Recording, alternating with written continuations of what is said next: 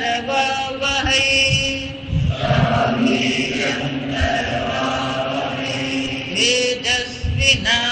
तेजस्विनावधीतमस्तु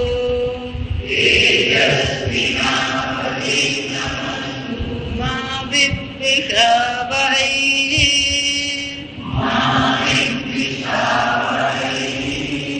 ॐ शान्ति शान्ति शान्तिः।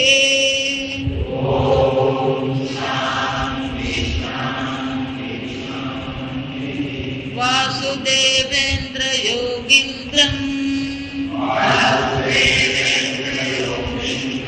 नत्वा ज्ञानप्रदं गुरुं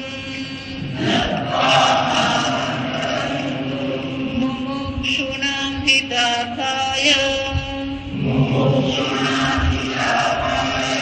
तत्त्वबोधोऽभिधीयते।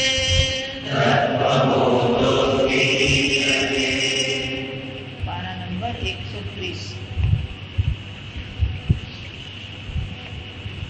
श्रोत्रं त्वक चक्षुरसना घ्राणम् इति पञ्चज्ञानेन्द्रियाणि श्रोत्रस्य दिग्देवता त्वचो वायुः चक्षुषः सूर्यः रसनायाः वरुणः घ्राणस्य अश्विनौ इति ज्ञानेन्द्रियदेवताः श्रोत्रस्य विषयशब्दग्रहणम् त्वचो विषयस्पर्शग्रहणम् चक्षुषो विषयो रूपग्रहणम् रसनाया विषयो रसग्रहणम् घ्राणस्य विषयो गन्धग्रहणम् इति वाक्पाणिपाद वायुपस्थानीति पञ्चकर्मेन्द्रियाणि वाचो देवता वह्निः हस्तयोरिन्द्रः पादयोर्विष्णुः वायोर्मृत्युः उपस्थस्य प्रजापतिः इति कर्मेन्द्रियदेवताः वाचो विषयो भाषणम्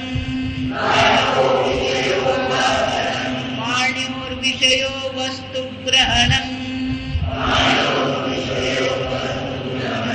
पादयोर्विषयो गमनम्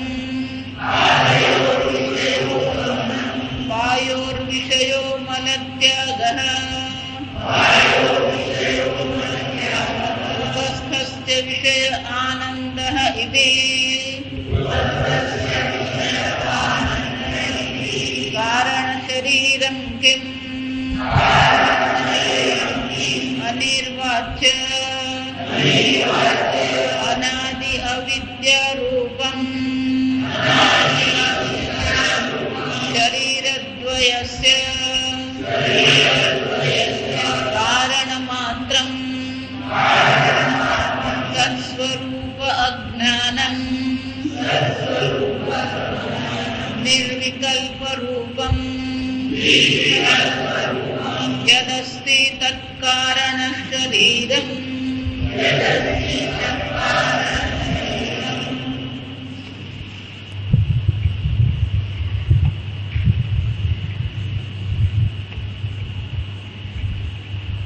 सूक्ष्म शरीर 17 કલાઓનું બને 5 જ્ઞાનેન્દ્રિય 5 કર્મેન્દ્રિય પંચ પ્રાણ, મન અને બુદ્ધિ.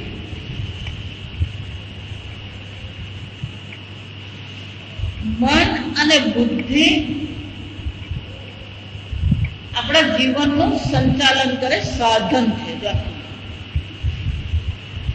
ગઈકાલે આપણે જોયું મનનું નિયંત્રણ આપણે કરવાનું છે, આપણે મનના નિયંત્રણમાં રહેવાની જરૂર નથી. એટલે સાધન તરીકે આપણે સમજવું પડે. આ એક દિવસનો ખેલ નથી. સતત આપણે પોતાની જાતને યાદ દેવડાવવું પડે. મન સાધન છે આ જગતના સાથે વ્યવહાર કરવા માટે. મન શું છે? સાધન છે. તમારી અને જગતની વચ્ચે આ મન રહેલું છે. એટલે મન જેટલું તમારું સ્વચ્છ હશે, મન જેટલું તમારું શાંત હશે, મન જેટલું તમારું વિક્ષેપ રહિત હશે, સામાજિક રહિત હશે, એટલો જ તમારો વ્યવહાર આ જગતમાં સ્વચ્છ હશે. અને આ બધી ગડબડ અહીંયા જ છે કે આપણું મન કેવું છે. જો મનમાં જ ગડબડ હશે તો પછી આ જગત ગમે એટલું સુંદર હોય, આપણે આ જગતને માણી શકીએ.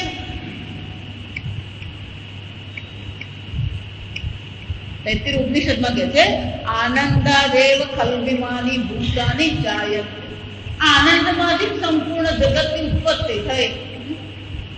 આનંદમાં જ રહે છે, આનંદમાં જ એ લય પામે છે. જગતમાં કોઈ ખોટ નથી, આ સમજો. પણ આપણી જગત જોવાની જે દ્રષ્ટિ જે છે એ દ્રષ્ટિમાં ખોટ છે. સામે વ્યક્તિ ગમે એવી ખરાબ હોય, જો સમજો. એટલા માટે કે રામજીની દ્રષ્ટિ જુઓ. રાવણને મારવાનો છે એ તો હકીકત છે. રાવણનો વિનાશ કરવો પડે એ જરૂરી છે. પણ એને માટે થઈને રામજી પોતાના મનને બગાડતા નથી. રામજીના મનમાં રાવણ પ્રત્યે કોઈ દ્વેષ નથી.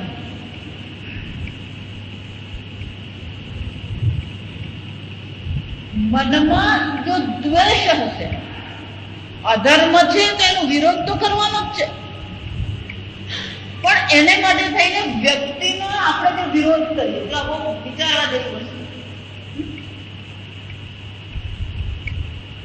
અંગ્રેજીમાં કહેવત છે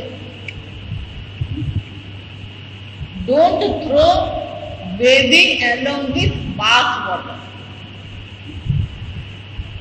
નાનું બાળકને નવડાવવાનું તો પેલો આપણે ટપમાં પાણી લઈએ અને પછી એમાં બેસાડીને બાળકને શું કરીએ? નવડાવીએ. તો પછી જયારે પાણી ફેંકવાનું ત્યારે બાળકને શું કરી લેવાનું? એટલે અંગ્રેજીમાં કહેવત શું છે કે પેલો ટબના નાવાનું જે પાણી હોય એ પાણી ભેગું બાળકને ફેંકી નહીં દેવાનું.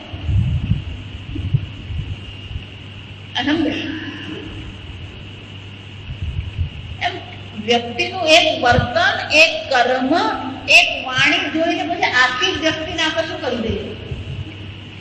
એટલા માટે હંમેશા કે રાવણમાં જે ગુણ હતા, બ્રાહ્મણ હતો, સામવેદ જાણનાર હતો, રોજ સવારે સામવેદનું ગાન કરતો હતો, શંકર ભગવાનને પ્રસન્ન કરેલા, આખો કૈલાસ પર્વત એને ઉચકેલો. જો સમજો, આ બધું જ હતું એના. રોજ દરિયા કિનારે બેસીને રેતીમાંથી પાર્થિવ લિંગ બનાવતો. પાર્થિવ લિંગ ડાબા હાથમાં રાખતો હતો અને જમણા હાથે એ પાર્થિવ લિંગનું શું કરતો હતો? પૂજા કરતો. રોજ શિવજીની પૂજા કરતો. એટલું જ ને, શંકર ભગવાનને પ્રસન્ન કરવા માટે એને શિવ તાંડવ સ્તોત્રની રચના કરી. એટલે સમજો, એટલે વ્યાકરણ, સંસ્કૃત બધું જ જાણતો.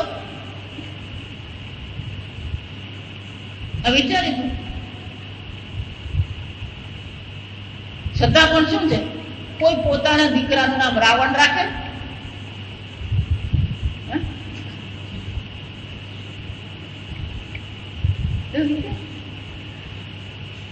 ઉલસ્ય ઋષિના કુળમાં જન્મેલો. કેમ? એક જ દોષ જો વિચારી જજો. બળપણ એનું કેવું હતું? અગ્નિ એને ત્યાં રસોઈ કરે, વાયુ એને પવન નાખે, વરુણ દેવતા એને બાગને સંભાળ લે.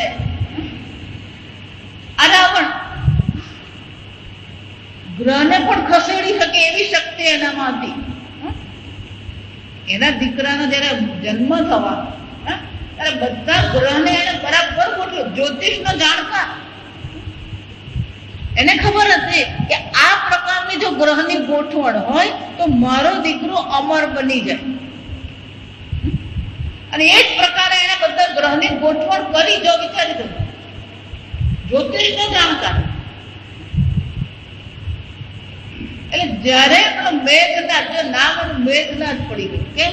કે જન્મ્યો ને ત્યારે જે રડેલો એનો નાદ કેવો હતો? આ મેઘ ગર્જના જેવો. પણ શનિ મહારાજને એમ થયું કે જો આ જો થાય ને તો ગડબડ થઈ જાય. અરે શનિ મહારાજે શું કર્યું? ધીમે રહીને એક પગ એમને આમ ખસેડી કાઢ્યો.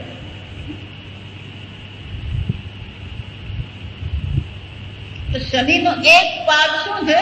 પેલા 12મા સ્થાનમાં એક પાદ જતું. મને પછી આવીને પૂછતા નહીં કે આ શનિ 12મે હોય તો શું થાય, ચોથે હોય તો શું થાય. એક મારું જ્ઞાન નથી. આ ટ્રેનમાં આપણે ટ્રાવેલિંગ કરીએ ને એટલે ઘણી વાર એવું થાય. પેલા એટેન્ડન્ટ હોય ટ્રેનમાં, એટલે એ લોકો પાણી લાવી આપે, કરે લોકો. કોઈ થોડી ઉત્સાહી હોય તો કરી આપે. તો ધીમે રહીને કે માતાજી તમે હાથ જુઓ કે નહીં.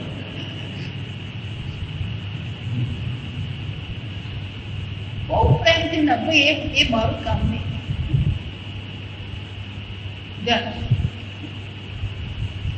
જ્યાં શનિએ એનો જરા એક પગ આમ કરી દીધો અને મેઘનાદ શું થઈ ગયો? અમર હોવાને બદલે અલ્પાયુષ્ય થઈ ગયું. વિચાર. પણ રાવણને ખબર પડી ગઈ કે પેલા શનિ આમ પગ આમ કરી દીધો. એટલે રાવણે જઈને શનિના પગને શું કર્યો? માર્યો. પંગુ છે શનૈશ્ચર, ધીરે ધીરે ચાલુ નથી. તો આ રાવણની શક્તિ. આપણે તો ગમે એટલે ચંડી હોમ કરીએ ને, ગમે એટલે જપ કરે, પેલો ગ્રહનું કામ કરીને જ રહે. જો આ સમજ.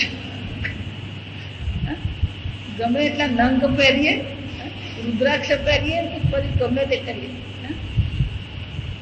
પ્રારબ્ધનું પત્તું પેલું ફળે જ નહીં. આ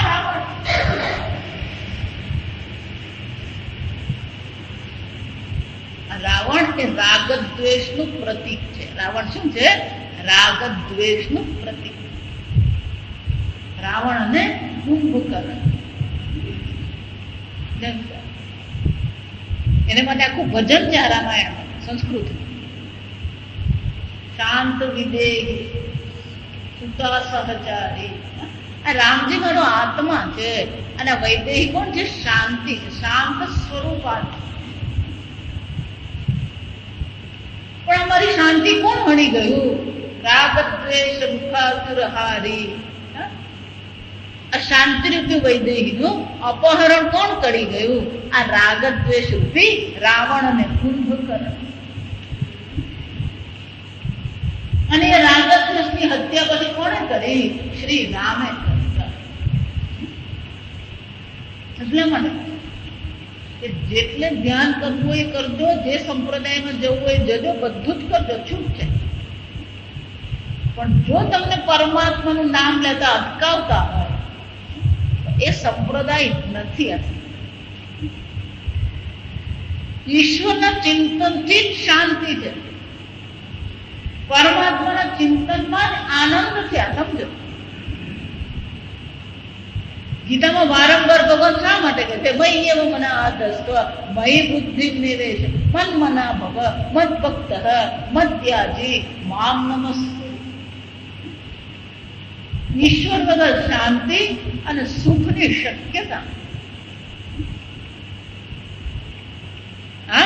એ શાંતિ રૂપી વૈદેહીને કોણ હરી ગયું? આ રાગ દ્વેષ રૂપી રાવણ હરી ગયો. તમારા જીવનમાં અશાંતિ આ રાગ દ્વેષ છે. રાગ દ્વેષ પણ નથી. ગીતામાં તો ભગવાન કહે છે આ રાગ દ્વેષ છે તમારું નિયંત્રણ કરે છે, એ તમને દુઃખી કરે છે. પણ આ મનને સાધન તરીકે જોઈએ, બુદ્ધિને સાધન તરીકે જોઈએ. મન આ જગત સાથે વ્યવહાર કરવાનું સાધન છે.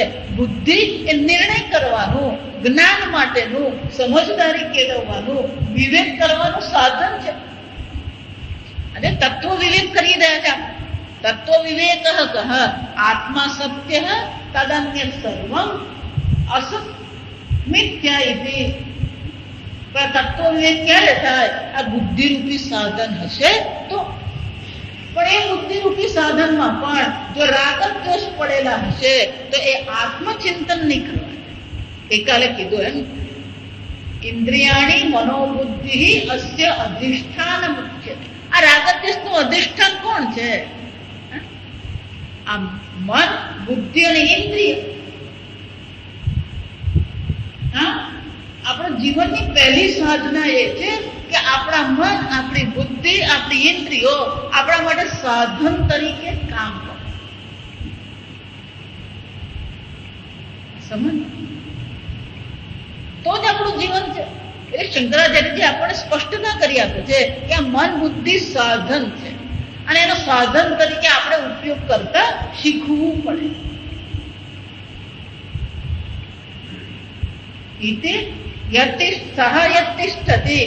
સૂક્ષ્મ શરીરમ.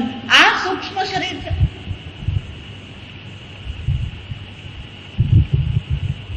કહેવામાં આવજો આ સમજો તત્વબોધ એટલે કે શંકરાચાર્યજી સ્વયં એક નવો શબ્દ વાપરે અને પછી એ નવા શબ્દનો અર્થ આપણને કરે. આત્મા સત્ય તદન્ય સર્વ મિથ્યા એમ કીધું. એટલે આત્મા શબ્દ નવો આવ્યો. એની વ્યાખ્યા કરતા આપણને શંકરાચાર્યજીએ આત્માની વ્યાખ્યા કરી આપે. એ વ્યાખ્યામાં કીધું સ્થૂળ સૂક્ષ્મ કારણ શરીર. સૂક્ષ્મ શરીરની વ્યાખ્યા કીધી. સૂક્ષ્મ શરીરમાં બે નવા શબ્દ આવ્યા, જ્ઞાનેન્દ્રિય અને કર્મેન્દ્રિય. પંચપ્રાણ, મન અને બુદ્ધિની ચર્ચા શંકરાચાર્યજી પાછળથી કરે. અત્યારે જ્ઞાનેન્દ્રિય અને કર્મેન્દ્રિય શું છે એ દર્શાવે છે. એટલે જ્ઞાનેન્દ્રિય કઈ કઈ છે? આ જાણીતું છે, આમાં કશું નવું નથી. શ્રોત્ર, ત્વક, ચક્ષુ, રસના, ઘ્રાણ નીતિ પંચ જ્ઞાનેન્દ્રિય. આ પાંચ જ્ઞાનેન્દ્રિય. જ્ઞાનેન્દ્રિય છે એમ કહીએ છે કે એ જ્ઞાન માટેનું સાધન છે. ઇન્દ્રિય એટલે શું છે? જ્ઞાન માટેનું સાધન છે. તો એ જ્ઞાન માટેનું સાધન છે તો બહાર એને અનુરૂપ શું હોવો જોઈએ? વિષય હોવો જોઈએ. આપણું શાસ્ત્રની એક વિશેષતા છે. જેમ પંચમહાભૂતથી ચર્ચા કરે છે, એક બીજા પ્રકારની ચર્ચા છે. ત્યાં સમજો.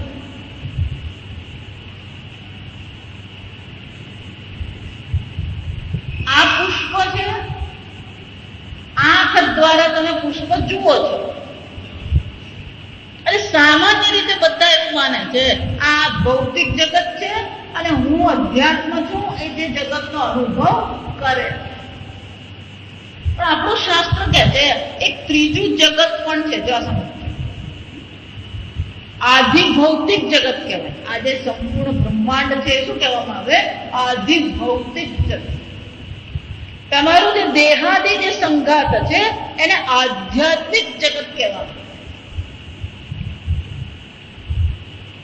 પણ આધિભૌતિક જગત અને આધ્યાત્મિક જગતને જોડનાર એક ત્રીજું છે. જો એ ન હોય તો આ સંબંધ શક્ય નહીં બને. તમે પુષ્પ ગ્રહણ કરો છો, તમે શબ્દ સાંભળી રહ્યા છો, આપણને એમ જ લાગે છે કે કાન શબ્દ સાંભળે છે. એમાં કોઈ ત્રીજું પરિબળ કામ કરતું નથી. હકીકતમાં શું છે? આ ત્રીજું પરિબળ કામ કરી રહ્યું છે. એ ત્રીજા પરિબળને આપણે આધિદૈવિક જગત કહીએ. અને જ્યારે જ્ઞાનેન્દ્રિય એમ કહેવામાં આવે તો જ્ઞાનેન્દ્રિય આધ્યાત્મિક છે એના વિષય આદિ ભૌતિક છે, અને દરેક ઇન્દ્રિયના દેવતા છે એને આધિદૈવિક કહેવામાં આવે.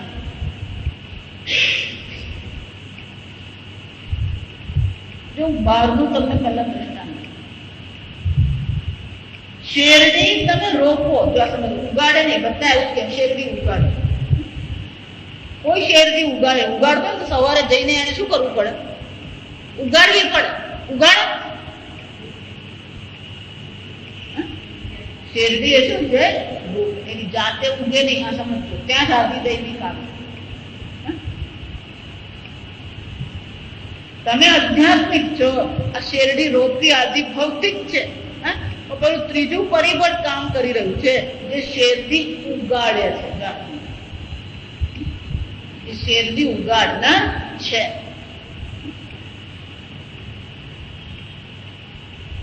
સૂર્ય છે, ચંદ્ર છે, વરુણ છે, આ દેવતાઓ કામ કરી રહ્યા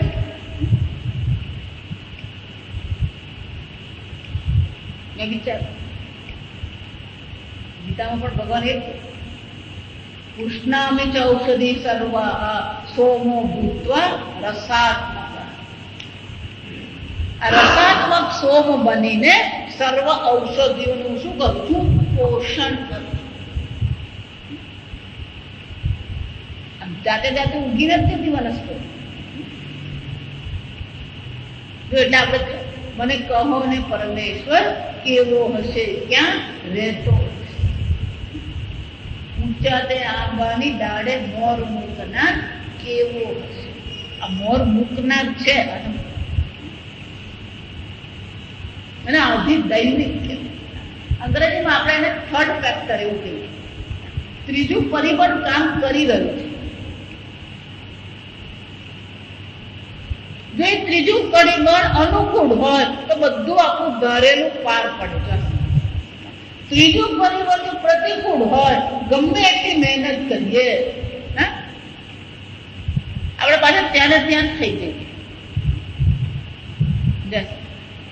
ત્રીજા પરિબળને અનુકૂળ બનાવવા માટે આપણે ત્યાં અનેક પ્રકારની પ્રાર્થનાઓ છે. પ્રાર્થના શાના માટે છે? આ ત્રીજા પરિબળને શું કરવું પડે? અનુકૂળ બનાવવું પડે.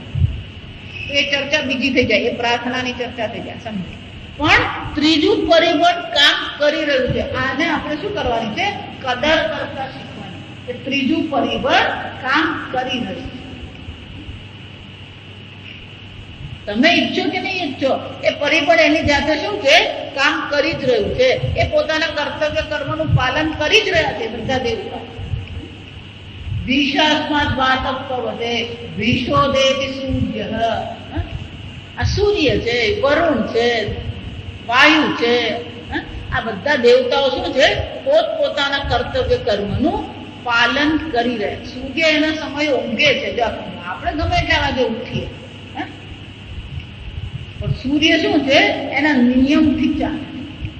ચંદ્રની કળા એના નિયમથી થાય છે. સમુદ્રમાં ભરતી અને ઓટ પણ શું છે?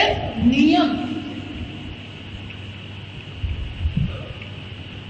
આ બધાનું પરિબળ નિયમન કરનાર પરિબળો જે છે એને જ આપણે દેવતાઓ કહીએ. એ બધાને શું કહેવામાં આવે? દેવતા. કેટલીક અંશે આપણે એના પર આપણે નિયંત્રણ કરીએ, પણ સંપૂર્ણ નિયંત્રણ આપણા માટે શક્ય નથી. એ આધિદૈવિક જગત છે. એ આધિદૈવિક જગતમાં પણ અનેક દેવતાઓ છે. દરેક દેવતાઓનું પોતપોતાનું કાર્યક્ષેત્ર છે. પણ ગવર્મેન્ટ હોય ને, ગવર્મેન્ટમાં પછી પેલો કૃષિ મંત્રી હોય, વસ્ત્ર મંત્રી હોય, જગત મંત્રી, નાણાં મંત્રી હોય, ગૃહમંત્રી હોય. પોર્ટફોલિયો કહેવાય, આપણે એને શું કહીએ? પોર્ટફોલિયો. આમ આ પરમાત્માની પણ ગવર્મેન્ટ ચાલે. પરમાત્માની શું છે? આ ગવર્મેન્ટ છે. નાણાં મંત્રી છે, બધું જ છે. બધા દેવતાઓ કામ કરે. સૂર્ય, ચંદ્ર, બહુ મોટું ગવર્મેન્ટ. આનામાં ભગવાનની ગવર્મેન્ટ બહુ જબરી છે. બધા દેવતાઓ પોતપોતાનું કામ કરે. કોઈ ક્યારેય કઈ ખોટ મારવાની પ્રયત્ન કરે નહીં. લાચ લેવાનો પ્રયત્ન કરે નહીં, પેટી આપવાનો પ્રયત્ન કરે નહીં.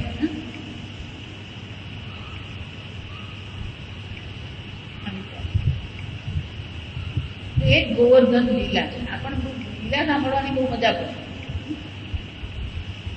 ગોકુળવાસીઓ શું કરતા હતા? પેલી ઇન્દ્રની પૂજા કરતા હતા. શ્રી કૃષ્ણ ભગવાને કીધું કે ઇન્દ્રની પૂજા શા માટે કરો? કે અમે ઇન્દ્રની પૂજા કરીએ તો ઇન્દ્ર અમને વરસાદ આપે છે. ત્યારે ભગવાને શું કીધું? વરસાદ પાડવો એ ઇન્દ્રનું કર્તવ્ય છે. તમે પૂજા કરો કે નહીં કરો, ઇન્દ્રએ તો પોતાનું કામ કરવાનું જ છે. એમાં તમારે પૂજા કરવાની જરૂર નથી. એનું કર્તવ્ય છે. આ એનું શું છે? આ સૃષ્ટિના સંચાલનમાં ઇન્દ્રનું એક કામ શું છે? આ વરસાદ પાડવું એનું કામ છે અને એને કરવાનું છે. એમાં તમારે એને કઈ આપવાની જરૂર નથી.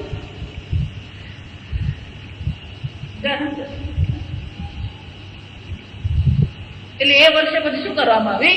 ઇન્દ્રની પૂજા નહીં કરી. શ્રી કૃષ્ણ ભગવાને શું કીધું? આ ગોવર્ધન તમારી રક્ષા કરી રહ્યો છે, એ ગોવર્ધનની પૂજા તમે કરો.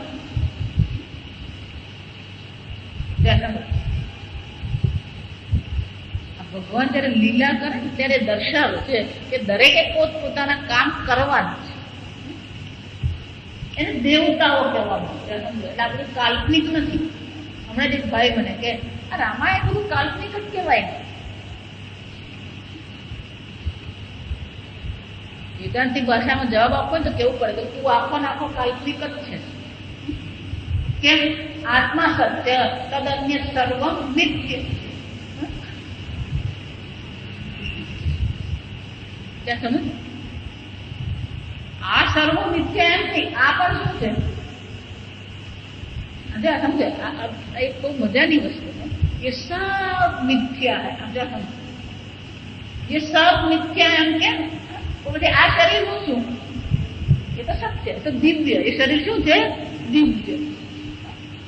આ દિવ્ય તો કાઢી જ નાખજો મગજમાં. વેદાંત શીખવું હોય ને તો બે વસ્તુ મગજમાંથી કાઢી નાખો. એક દિવ્યતા અને ચમત્કાર. એ મગજમાંથી નીકળે ને તો જ વેદાંતનું જ્ઞાન શક્ય છે. તમે એક વાર જો તમે ચમત્કારની પાછળ પડ્યા તો એનો કોઈ અંત આવતો જ નથી. કોઈ પડ્યું ને તેને જઈને આપણે દાપણ કરવાની જરૂર નથી.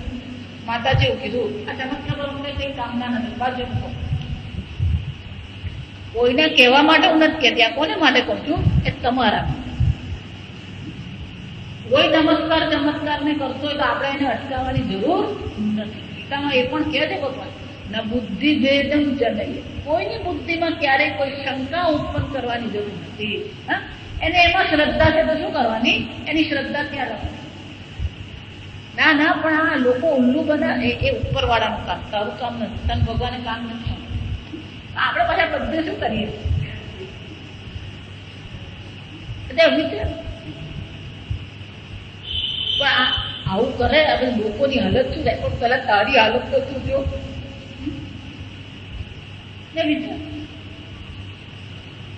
આ દેવતાઓ કામ કરી જ રહ્યા છે. એ લોકોનું કામ કરે જ છે. જ્યારે સમજો, બ્રહ્માજી સૃષ્ટિનું કાર્ય કરી જ રહ્યા છે. બ્રહ્માજીને અહંકાર આવી ગયો. સૃષ્ટિ સર્જન કરનાર તો હું છું. આ કૃષ્ણ ભગવાન ક્યાંથી બની ગયો? હા, આ ભાગવત કામની વસ્તુ છે. તમે એટલે બ્રહ્માજી એમના શ્રી કૃષ્ણને શું કરવા ગયા? કસોટી કરવા ગયા. પહેલા પેલી બધી ગાયોને ઉપાડી લીધી. એટલે પછી ગોવાળિયા બધી કહે છે, લાલા ગાય દેખાતી નથી. એટલે લાલા કહે છે, જો આજુબાજુ હશે જાઓ સુધી આવો. એ બેસી ગયા વૃક્ષ નીચે. ઈશ્વર હંમેશા નિષ્ક્રિય હોય. તો આ સમજે બરાબર. ઈશ્વર હંમેશા શું છે? નિષ્ક્રિય. થર્ડ ફેક્ટર જેને કહીએ ને દૈવ, થર્ડ ફેક્ટર નિષ્ક્રિય. કર્મ તો આપણે જ કરવાના. એટલે મને હંમેશા તમારા પ્રારબ્ધમાં પણ ધારો કે કંઈક હોય, પણ જ્યાં સુધી તમે કર્મ નહીં કરો તો પ્રારબ્ધનું ફળ મળવાનું છે. કોઈના પ્રારબ્ધમાં ધારો કે 2 લાખનો નફો છે, પણ જ્યાં સુધી ધંધો ચાલુ નહીં કરે તો નફો મળશે ને.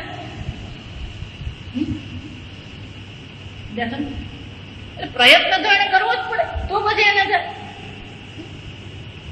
એમ ઈશ્વર તો નિષ્ક્રિય, ત્યાં સમજજો. એટલે ભગવાન તો ત્યાં વૃક્ષ નીચે બેસી રહ્યા. ભગવાન કે જાઓ તમે શોધી આવો તમારી ગાય. બ્રહ્માજી બધા ગોપ બાળોને પણ શું છે, ભગવાન શાંતિથી બેઠા. ભગવાને શું કે 10 મિનિટ થાય, 15 મિનિટ થાય, 25 મિનિટ થાય, નથી કોઈ ગાયનો અવાજ સંભળાતો, નથી ગોપાળનો અવાજ સંભળાતો, થયું. અરે ભગવાને આજુબાજુ જોયું તો નીરવ શાંતિ. ભગવાને યોગ સાધનાથી જોઈ લીધું કે શું છે, બ્રહ્માજી બધાને શું કરી ગયા,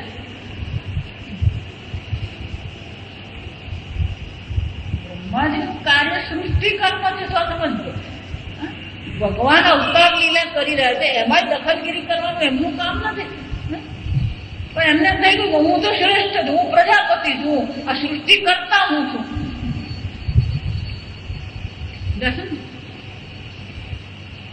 ભગવાન કહે છે તમે તમારું કામ કરો, મારા કામમાં દખલગીરી કરવાની તમારે કોઈ જરૂર નથી. એમ આપણે આ ભગવાનના કામમાં દખલગીરી કરવાની આપણે બધા ચિંતા બહુ હોય. મિયા દુબલે ક્યું,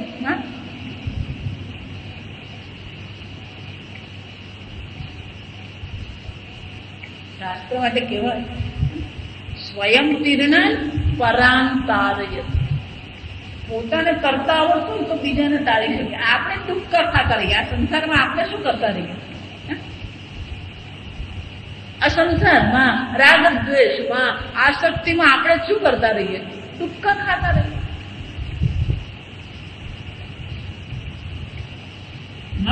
આ ભગવાન સંચાલન જગતનું કરી રહ્યા છે.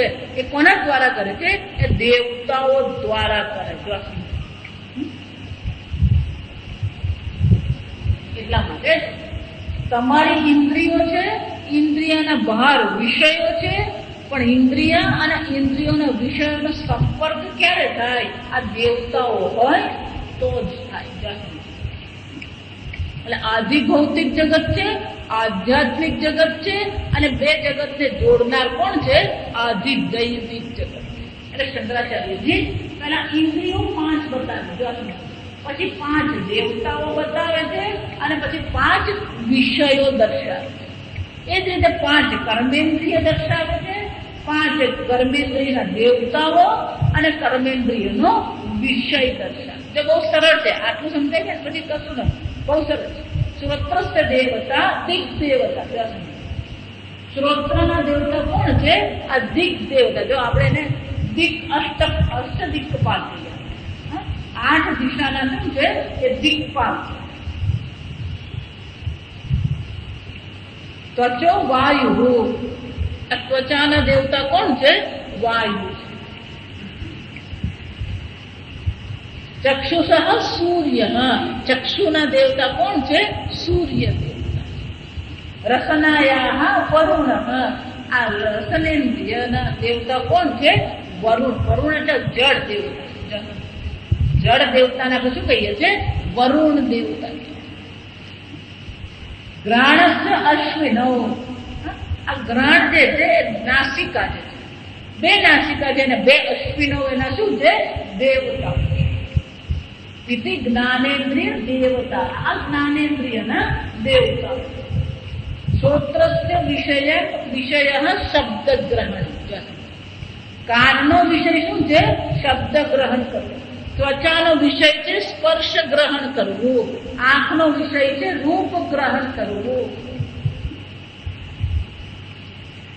રસનાનો વિષય છે સ્વાદ ગ્રહણ કરવું. અને ઘ્રાણેન્દ્રિયનો વિષય છે ગંધ ગ્રહણ. શ્રોત્ર, ત્વક, ચક્ષુ, રસના, ઘ્રાણ. એટલે શબ્દ, સ્પર્શ, રૂપ, રસ અને ગંધ. એના દેવતા પણ શું છે? દિક દેવતા છે, વાયુ દેવતા છે, સૂર્ય દેવતા છે, વરુણ દેવતા છે અને અશ્વિનવ દેવતા. એ રીતે 5 કર્મેન્દ્રિય કઈ છે? એટલે કે વાક એટલે વાણી, પાણી એટલે હાથ, પાદ એટલે પગ, પાયુ એટલે કે આપણી ગુદા, જ્યાંથી આપણે મળની નિવૃત્તિ કરીએ, ઉપસ્થાની એટલે પ્રજનેન્દ્રિય, આ 5 કર્મેન્દ્રિય. વાચો દેવતા વસ્નિ, આ પાણીના દેવતા અગ્નિ છે.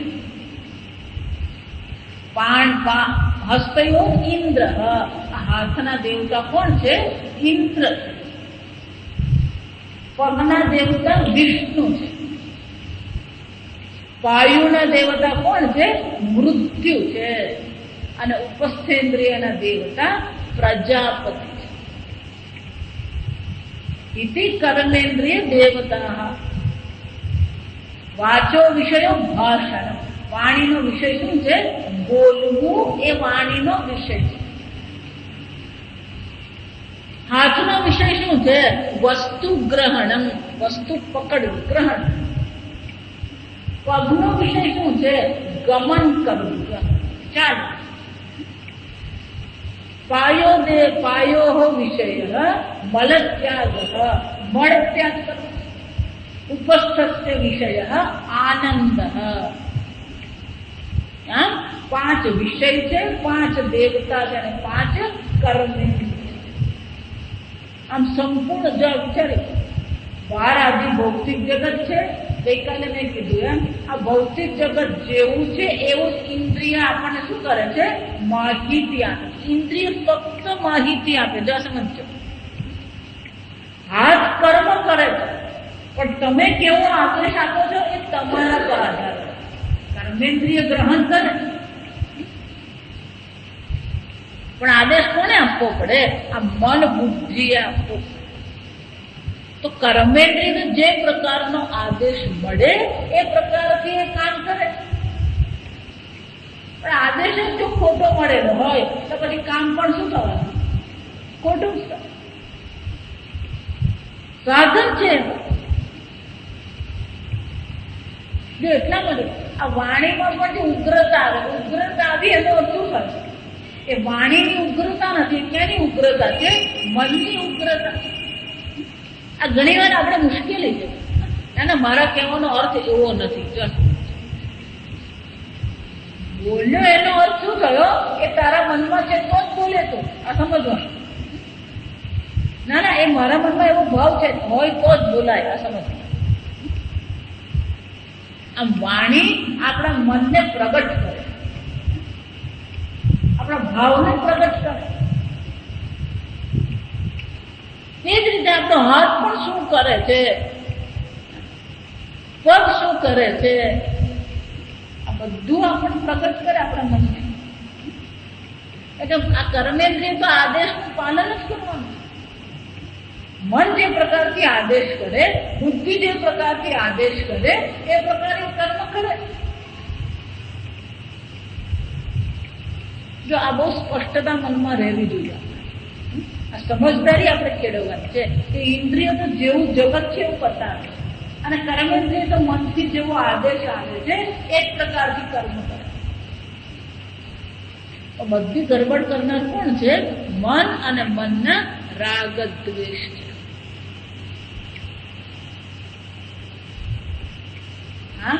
મેં કીધું એમ બાકીનું જે પંચ પ્રાણ, મન અને બુદ્ધિની વ્યાખ્યા શંકરાચાર્ય શું છે?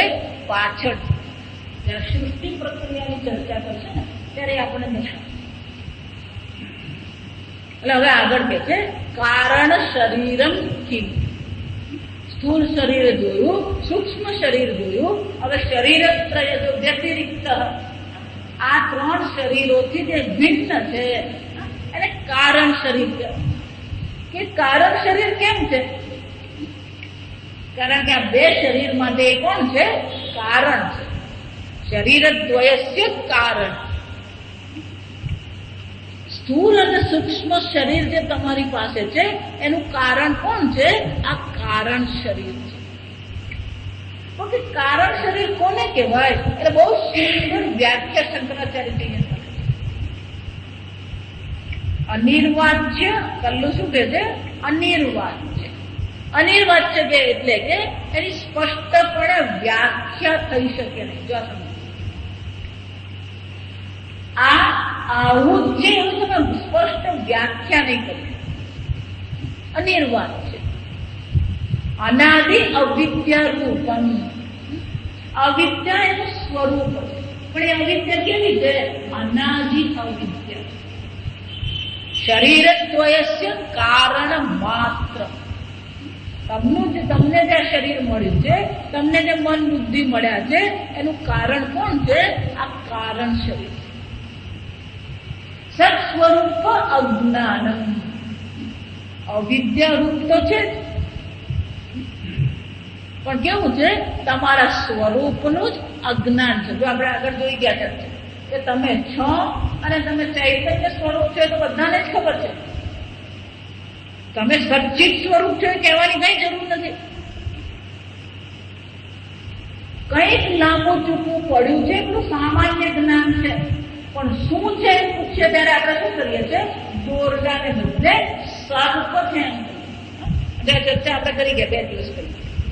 ત્યારે મેં કીધું એમ સામાન્ય જ્ઞાન છે, અસ્તિત્વનું જ્ઞાન છે, પણ સ્વરૂપનું જ્ઞાન નથી. અને એટલા બધા શંકરાચાર્ય શું કે છે? સત સ્વરૂપ અજ્ઞાન. સ્વરૂપ શું છે એનું જ્ઞાન નથી. નિર્વિકલ્પ રૂપમ યદસ્તિ તત્ કારણ શરીરમ. આમ શંકરાચાર્ય છે 5 શબ્દો વાપર્યા છે. કારણ શરીરની વ્યાખ્યા કરવા માટે 5 શબ્દ છે.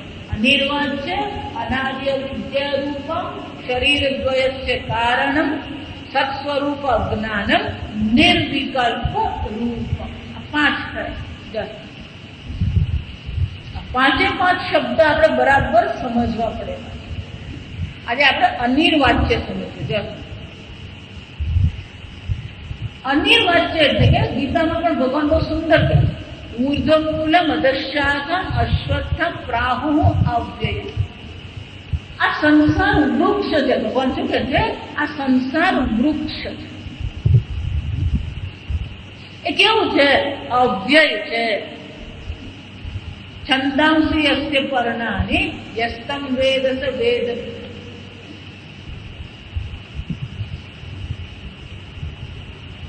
પણ કે આ સંસાર વૃક્ષનું તમે વર્ણન કરી શકો કેમ? એટલે શું કહે છે? ન રૂપમસ્ય તથાપલભ્યતે નાંતો ન ચાર્દિર ન ચ સંપ્રતિષ્ઠા.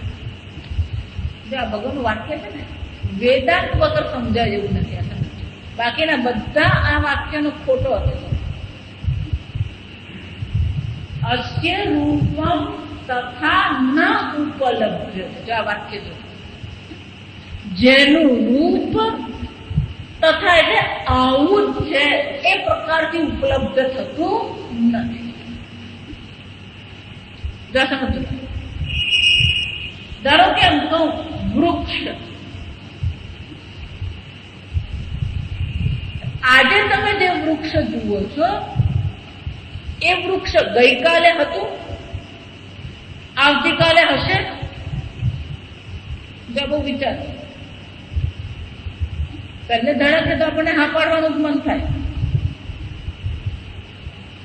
પણ આજે જે તમે વૃક્ષ જુઓ છો અને ગઈકાલનું જે વૃક્ષ હતું એનો ફરક છે કે નથી?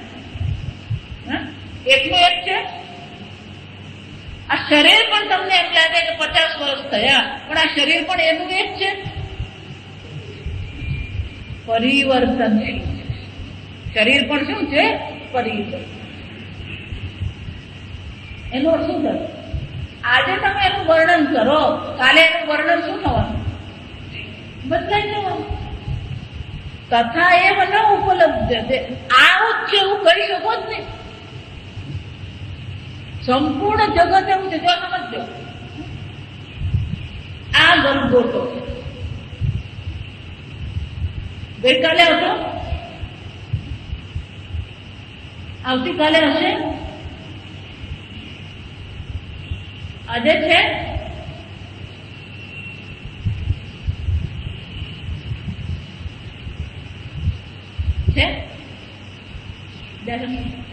અનિર્વાચ્ય શબ્દ બહુ બધા જેની ક્યારેય વ્યાખ્યા નહીં થઈ. વ્યાખ્યા કરી શકો કે છે એમ પણ નહીં કહી શકો. આ ગલગોટો છે એમ પણ નહીં કહી શકો, નથી એમ પણ નહીં કહી શકો. જો સમજો, અનિર્વાચ્યની વ્યાખ્યા શું થાય? સદસજ્ઞ અનિર્વચ્ય. સદ એટલે છે અસત એટલે નથી, પણ એને છે એમ પણ તમે નહીં કહી શકો, નથી એમ પણ તમે નહીં કહી શકો.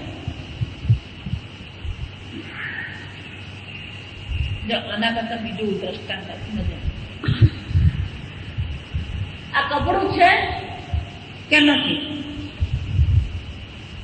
છે એમ કોને તો ગઈકાલે આવું જ હોવું જોઈએ ને આવતીકાલે આવું જ રહેવું જોઈએ, પણ નથી એમ કહી શકો?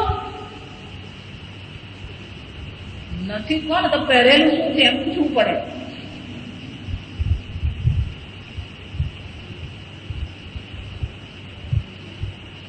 કપડું નથી, તાંતણા છે એમ જો કહો તમે, તો તાંતણા પહેરી શકાય? તાંતણા પહેરી શકાય? પહેરવામાં તો શું કામ આવે? એટલે નથી એમ તો કઈ જ નહીં શકે, કે પહેરવાના પ્રયોજન તો કોની પાસે છે? પહેરવાનો જે હેતુ સિદ્ધ થઈ શકે કોણ કરી શકે એમ છે? આ કપડું જ કરે. એટલે તમે એમ નહીં કહી શકો મેં રૂ પહેરેલું છે એવું કહી શકો? મેં તાંતણા પહેરેલું તો કહી શકો? નથી તો કહી શકાય જ નહીં, જો શકાય, પણ છે એમ કહી શકો? ના તથા ઉપલબ્ધ, આવું જ છે એવું તમે ઉપલબ્ધ છે એવું ઉપલબ્ધ થતું જ નથી ભગવાન. કોઈ પણ વસ્તુ લો જગતની, તમે એની વ્યાખ્યા કરી શકો નહીં. છે એમ પણ નહીં કહી શકો, નથી એમ પણ નહીં કહી શકો. ઘડો છે કે નથી?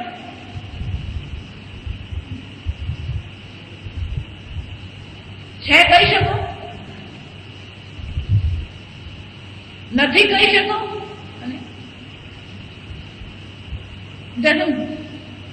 શરીર છે કે નથી? છે. છે કીધું તો ગઈકાલે હોવું જોઈએ ને આવતીકાલે રહેવું જોઈએ, તો પછી છે કેવાય.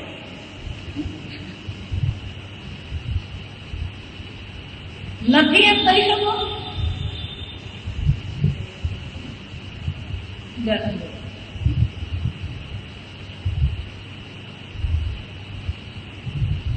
બે વસ્તુ છે આ જગત, એક છે પણ દેખાતું નથી.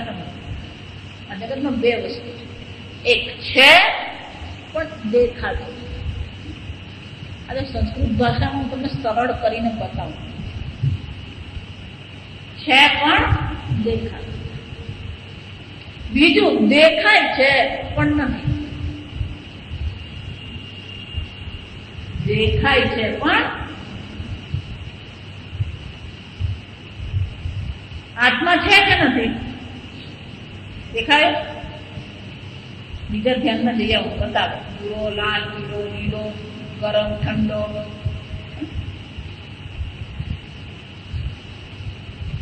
ગીતામાં ભગવાન સ્પષ્ટ અવ્યક્તો એમ છે. આત્મા કેવો છે?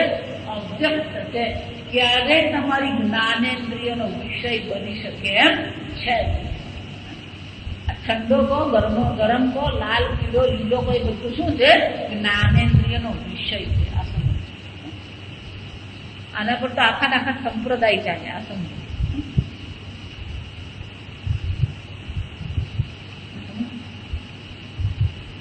અવ્યક્તો એમ છે પણ દેખાતો અચેન્દ્રિયમ. ભગવાન એને શું કહે છે? ઇન્દ્રિયથી પર. આ જગત દેખાય છે, આ જગત અનુભવમાં આવે છે, પણ છે એમ પુરવાર કરવા જાવ તો શું થાય? સમજે? છે પણ દેખાતો નથી. આત્મા છે, તમે પોતે છો. નથી પણ દેખાય છે. કોણ છે? આ તમારા સિવાયનું બાકીનું બધું જ. સમજો, આત્મા સત્ય તદન્ય સર્વમ મિથ્ય ઇતિ તત્વ વિવેક.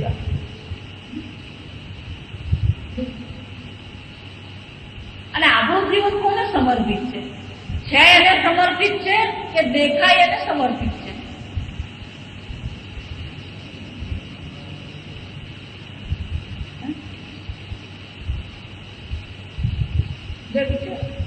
તમે કોને સમર્પિત છો? જે દેખાય છે એને તમે સમર્પિત છો, અને જે છે એની તમે શું કરી રહ્યા છો? અવગણના કરી રહ્યા છો. જો આ વિચાર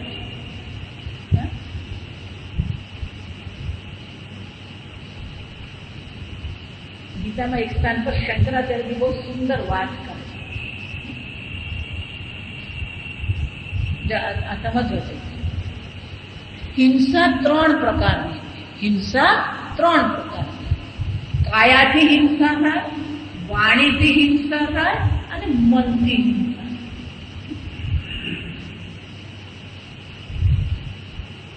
શંકરાચાર્યજી બહુ સુંદર વાત કરે કે આ જ્ઞાની જે છે એ જ એક અહિંસક છે. જ્ઞાની એકમાત્ર જ્ઞાની જે છે એ જ અહિંસક છે. બાકીના બધા હિંસા કરી. સૂક્ષ્મ વિચાર પણ બહુ મજાનો વિચાર કે કેમ મેં કીધું ને કે મનથી અને વાણીથી પણ હિંસા થાય. તમારા ઘરે મહેમાન આવો તમે એમ કહો, એમને બેસાડો, ખવડાવો પણ કરે, પણ નહીં એમની સાથે વાત કરીએ. બહાર જઈએ તો આપણે એકલા ફરી આવીએ. તો એમની ઉપેક્ષા કરીએ. આપણે શું કરીએ? ઉપેક્ષા. તો ઉપેક્ષા પણ એક પ્રકારની શું છે? હિંસા જ છે. અવગણના કરવી કોઈની, ઉપેક્ષા કોઈની કરવી એ પણ શું છે? હિંસા જ છે.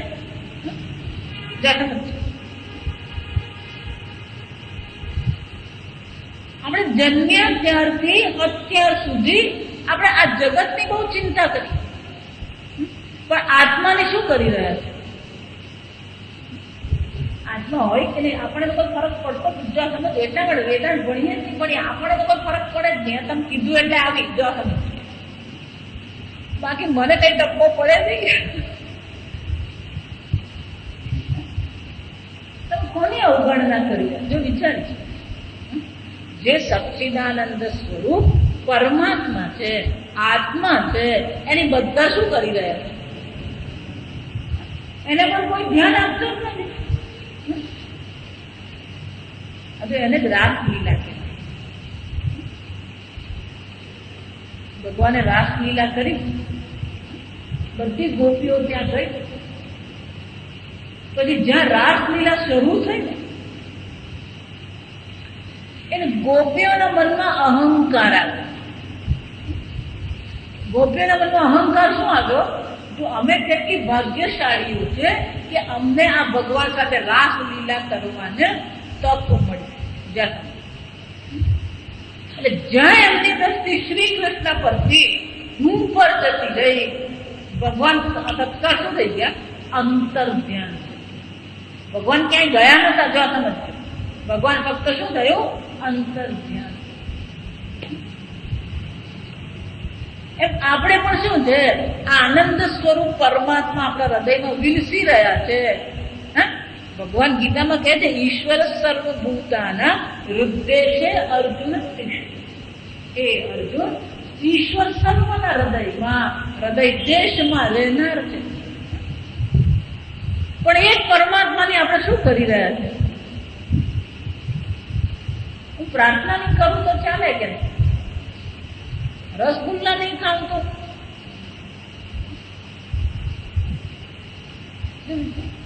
કોની ઉપેક્ષા કરી રહ્યા છે? કોની હિંસા કરી રહ્યા છે? આત્માની જ હિંસા કરી. કારણ શરીર એટલે આત્માની હિંસા છે. આત્માનું અજ્ઞાન છે. આત્મા જેવો છે એવો આપણે જાણતા જ નથી. આત્મા જેવો છે એવો ન જાણવું એ જ આત્માની શું છે? હિંસા છે.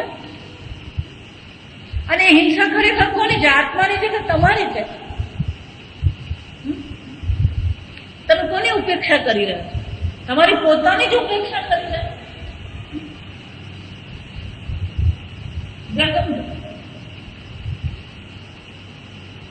એનો અર્થ શું થયો? પોતાની હિંસા કરીને વ્યક્તિ પછી કર્મ કરે છે, કર્મ ફળ મેળવે છે, જન્મ ધારણ કરે છે, જન્મ ધારણ કરીને ભોગ ભોગવે છે. આ સંપૂર્ણ સંસાર ખરેખર તો આત્માની શું છે? ઉપેક્ષા છે, હિંસા છે. તો શંકરાચાર્યજી બહુ સુંદર, આત્માનું અજ્ઞાન, આત્મા છે એવો ન જાણવો એ જ હિંસા છે. અને એના પર જ, એ અવિદ્યા પર જ કોણ ઊભું છે? આખો સંસાર ઉભેલો છે. કોની ઉપેક્ષા? આપણે પરમાત્માની ઉપેક્ષા નથી કરતા, આપણે આપણી પોતાની જાતની ઉપેક્ષા કરીએ. જો એટલા માટે આપણે ત્યાં તપશ્ચર્યામાં પણ કહેવામાં આવે કે તપશ્ચર્યા કરવાની, ઉપવાસ કરવાના. એટલે શંકરાચાર્યજી કહે છે કે જો પૂરતા પ્રમાણમાં ભોજન લેવામાં ન આવે તો શરીરની હિંસા થાય, શરીરને પોષણ મળતું નથી. વધારે પડતું આપણે ભોજન કરીએ તો પણ શરીરની હિંસા થાય છે. એટલે શરીરે વધારે કામ કરવું પડે, શરીર વધારે ઘસાવવું પડે.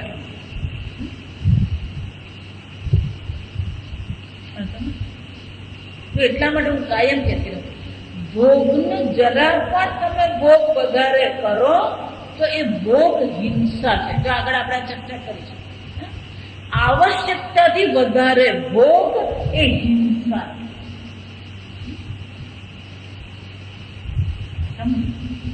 એટલા માટે તપશ્ચર્યા, નિયમ એ બધું આપણા જીવનનું મુખ્ય અંગ છે. કેમ કે અત્યંત ભોગ એ પણ હિંસા કહેવાય. 2 રોટલીથી ચાલતું હોય પણ 4 રોટલી ખાવી એ શું છે?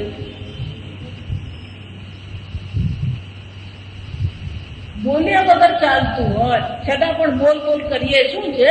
હિંસા છે.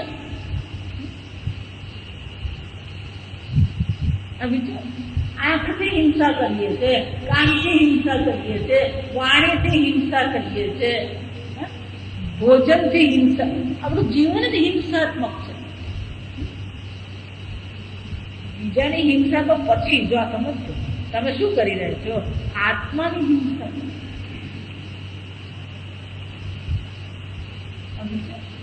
એનો અર્થ જે છે એ જોતા નથી અને જે નથી એને સત્ય માનીને આપણે શું કરી રહ્યા છે? જીવન એને આપણે સમર્પિત કરી રહ્યા છે.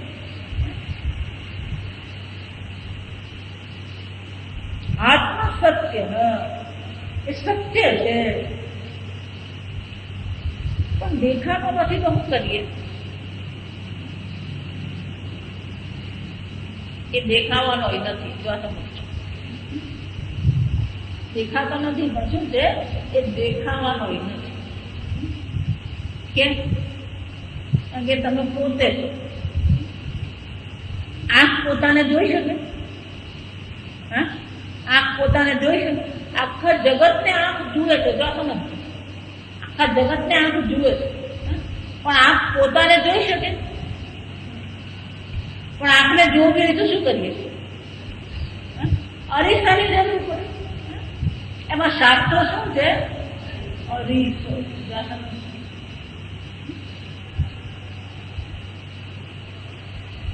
પણ આ અરીસો ક્યારે કામ આવે?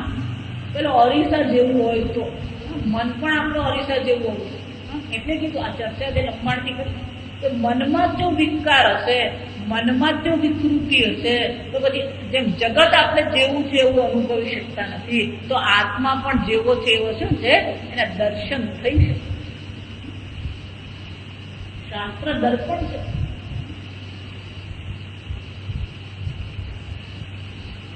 પણ એ શાસ્ત્રરૂપી દર્પણ હોવા માત્રથી કામ નહીં લાગે. આપણા મન બુદ્ધિ પણ એના માટે શું છે? સમર્પિત હોવા જોઈએ. મય્યેવ મને આદસ્વ મયી બુદ્ધિ નિવેશ. એક સરસ મજાનો શ્લોક છે. લોચન વિહીનાભ્યામ દર્પણમ કિમ કરિષ્યતિ. જેની પાસે આંખ જ નથી તો અરીસો એને શું કામ? એ જ રીતે કે છે બુદ્ધિ વિહીનાભ્યામ શાસ્ત્રમ કિમ કરિષ્યતિ. જે પોતાની બુદ્ધિ વાપરવા જ તૈયાર નથી, શાસ્ત્ર એના પર કોઈ ઉપકાર નહીં કરી શકે. કેમ? એટલે નિર્ણય છે માટે કોણે કરવાનો? જો સમજો, શાસ્ત્ર કે છે તમે સચ્ચિદાનંદ સ્વરૂપ આત્મા છો, તો નિર્ણય કોણે કરવાનો? ગુરુજીએ કીધું હું સચ્ચિદાનંદ છું, તો આ બીજી ગરબડ. ગુરુજીએ કીધું તું સચ્ચિદાનંદ, પણ તું શું કહે છે? હું તો અનિલભાઈ પટેલ. પાછું એ આવી ઊભું રહી જાય. શાસ્ત્ર એમ કે છે તમે સચ્ચિદાનંદ સ્વરૂપ છો, તો તમારો પણ નિર્ણય શું હોવો જોઈએ? હું સચ્ચિદાનંદ સ્વરૂપ છું. જ્યાં ચપ્પલ પહેરીએ ને એટલે પાછું શું થઈ જાય?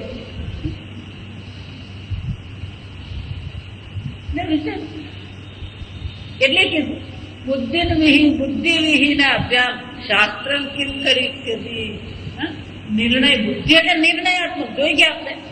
માને એટલે સંકલ્પ વિકલ્પ કરનાર. બુદ્ધિ એટલે શું છે? નિર્ણય કરનાર. નિર્ણય તમારો હોવો જોઈએ. અનિર્વાચ છે. અનિર્વાચ એટલે શું છે? એમ પણ નહીં કહી શકાય, નથી એમ પણ નહીં કહી શકાય. પણ એક જ વસ્તુ છે જેને તમે છે કહી શકો, અને એ તમે સ્વયં છો. સતઃ અભાવઃ ન વિદ્યતે.